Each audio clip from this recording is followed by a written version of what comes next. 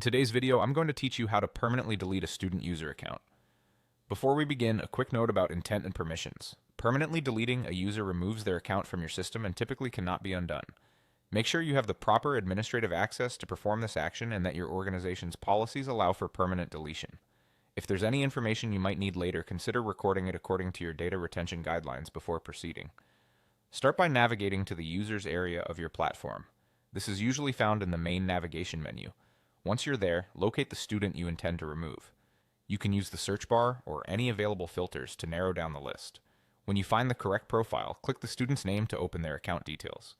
Take a moment to double check you've selected the right person by verifying any unique identifiers your system provides. Accuracy here is crucial because the action you're about to take is irreversible.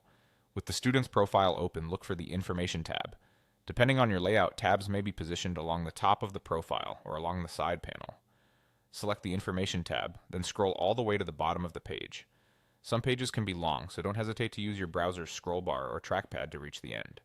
If you're working on a smaller screen, you may need to scroll more than expected or collapse other sections to get there. At the bottom of the Information tab, you'll find the option labeled Delete User Permanently. This label is intentional to highlight the finality of the action. Review once more that you're on the correct account. When you're sure, click Delete User Permanently.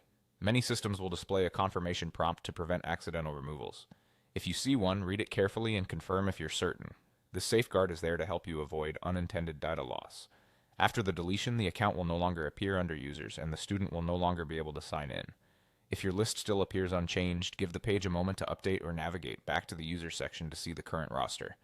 If your organization prefers disabling or archiving accounts instead of deleting them, follow your internal process rather than this permanent option. That's it. You navigated to Users, opened the student's profile, scrolled to the bottom of the Information tab, and selected Delete User Permanently. Use this with care and always align with your institution's data and compliance requirements.